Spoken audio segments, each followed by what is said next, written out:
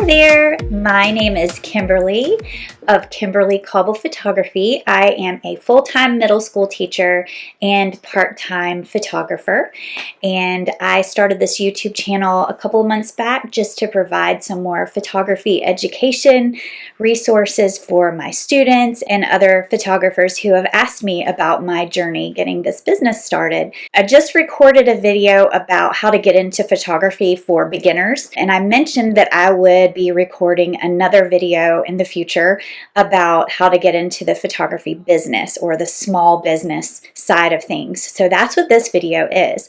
I'm going to share with you a little bit about my journey and the things I've learned along the way. Just a little disclaimer, I do not have a business degree. These are all just things that I have kind of learned along the way, and you can take it or leave it. One thing I also want to make sure you understand is that this is my side hustle. Right now, I do not do this full time, so things may be a little different for business owners that want to be full time. I have been building this slowly. Slow and steady wins the race here.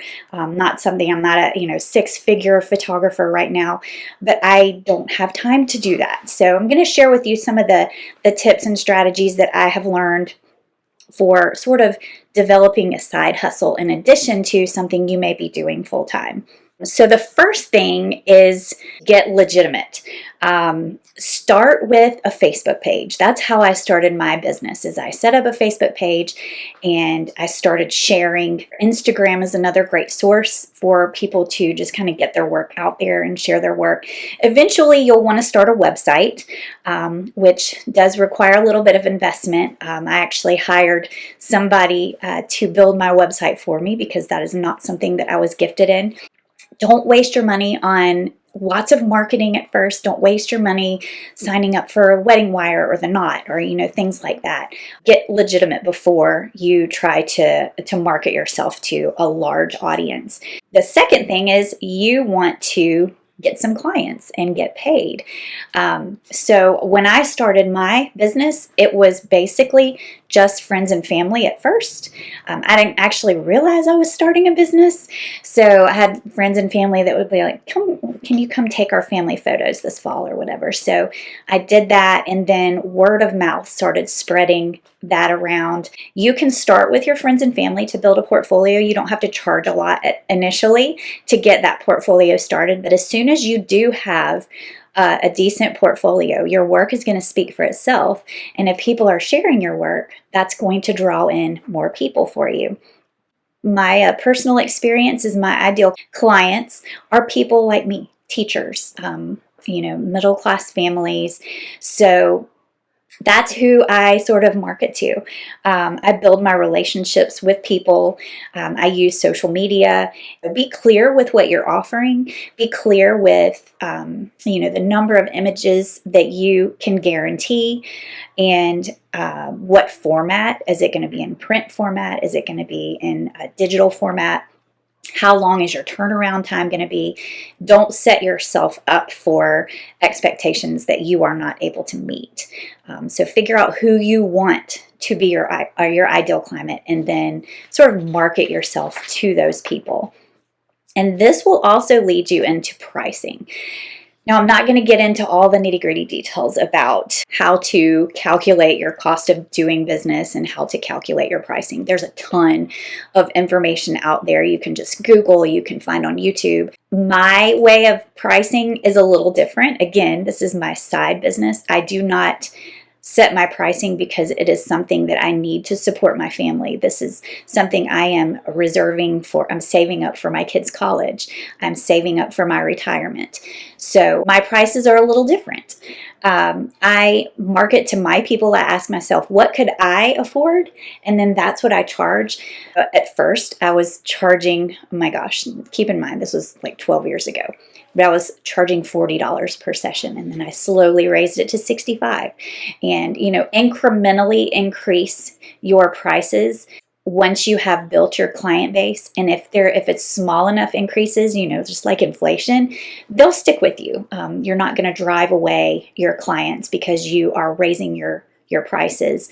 You definitely want to keep in mind, though, your, personal cost of doing business, depending on your setup. I have to keep in mind, the equipment, the subscriptions that I pay for, the time that I put into it, not just the time shooting, but the time behind the computer editing and managing clients and communicating with clients, the expenses that you have, like shipping and business cards. So you do want to consider those things, and your experience. The more experience, the more value you have. I keep myself reasonable yet competitive. The area where I live in the Charlotte area is saturated with photographers. Marketing is also a way that you can reach your ideal client. Word of mouth and client referrals are honestly the best things that I have found. Social media is also good. Facebook, Instagram. When I first started, I purchased a pack of Vistaprint postcards and sent them out to all of the local friends and families I had in the area, just to let them know, hey, I'm trying this out. I would love for you to be one of my first clients. Another huge source of marketing for me has been vendor partnerships, working with wedding planners and other photographers and florists and just anybody else, other small business owners who need branding photos. They will refer you to others, especially if you refer them out. So that is also a great source of marketing that doesn't cost anything. Another thing that you need to consider once you start actually making money, and this may be earlier for some people or later for some people, is you need to get legal. That is probably the biggest piece of advice that I see a lot of small business owners, a lot of photographers not doing. My dad's a CPA, my dad's an accountant, so I kind of grew up in a home where that was very important. So as soon as you start making money, and it depends on where you live, what that threshold is. I think where I live, it's $600. Once you've made $600, you're considered, it's not a hobby anymore, or income that you can consider. So once you hit that little threshold, make sure that you reach out to an accountant to find out what your local taxes require. In the state where I live, which is South Carolina, I have to pay self-employment tax. I pay income tax. I also pay property taxes, which is the taxes on the things that I own, that I use for my business. The fourth type of tax that you have to pay is your quarterly sales taxes. So depending on your state, you may be required to charge sales tax on your product, and that goes directly to the states. Taxes are really important. Also, making sure that you have business insurance. Insurance for your business, but also insurance for your clients in case you are on shoots and somebody gets hurt. You don't want that liability there. Insurance on your equipment in case something breaks. Making sure that you have business licenses in the areas that require them, or permits in some local areas where you may photograph or do your work may require permits and business licenses. So you always want to follow those rules, always find those things out. It's better to be safe than sorry in those cases. And keep up with your expenses, keep up with your earnings. I do that using a simple spreadsheet in Excel or numbers. If you are a Mac user, those are great ways to keep up with how much you're earning, keep up with all of your expenses so that you can report everything accurately. Another thing that I have done is made myself an LLC pretty early on, which is a limited liability corporation. So that protects my family from any potential lawsuits. If somebody were to come after me for some reason, they could only come after me for my business, not my entire personal being and my home and my family. So that is something very important, and that's not expensive at all. It's just a one-time fee usually, again, depending on your state. But an accountant can help you get that started. And I started a business banking account as well to keep everything that I run through my business separate from my family. It just makes accounting so much easier and keeping up with my expenses, keeping up with my earnings. So when you have that solid client base, you're consistently working, you're legal, you may get to the point where you need to start streamlining things, getting things a little more organized. You know, the beginning of my journey, I was not that organized, but I have had to find ways over the last several years to get organized and streamline things, because trying to juggle a small business, full-time teaching, and mom of a couple of small little boys has been challenging. So the first investment that I made in streamlining my business was HoneyBook. HoneyBook is a client management system that helps just keep all of your communications in one place. It has places for contracts, invoicing. They help you collect payments through credit cards, which is something I couldn't do initially. Creating timelines. It's just a great way to set up a workflow for yourself and keep everything organized in one place. And I will drop a link to HoneyBook below in case you're interested in checking out that program. I also use SmugMug to deliver my clients their photos. You can also they can purchase prints from SmugMug, and they can also purchase other gifts through SmugMug. And it's a cloud-based storage, and it's unlimited. So I have all of the galleries that I have created in the last 12 years on SmugMug. I don't have to, only have the last 6 months up there.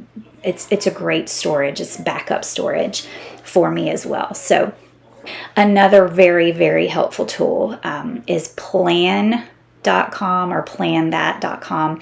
I learned about that from Jenna Kutcher. It is a social media pre-planning system. So I have all of my Facebook and Instagram posts pre-planned for a month, or maybe 2 months at a time, so that I'm not constantly sitting behind my computer trying to craft captions. And they even have some AI tools that I haven't really investigated yet. I'm not a big fan of the AI yet, but they do have some AI tools now that will help you create captions if you're not a great writer. And the final thing that I have, final piece of advice, is once you get busy, especially if you're running a side business like I am, it can be quite overwhelming. So set limits. Number one, set limits on how much you're going to spend from the get-go. Don't invest in a ton of things initially. I think I had about a $3,000 investment in my business. The first year I ended up still in the hole, but slowly, gradually, I came out of that hole and started making money. And now, I limit myself to a big purchase a year, because my personal goal is to save this money so that I can send my kids to college and, be able to retire comfortably. I also spend a lot of time thinking about managing my time. Like, how much time do I really want to work? Teaching is a tremendously stressful job. Parenting is a tremendously stressful job. So I don't want to be working, coming home, sitting behind a computer for 5 hours a night. So figuring out how much time you want to work and then budgeting for that each week. Figure out how many sessions can you really handle. Think about your busy seasons, how you're going to black out dates. That's something that I do for myself.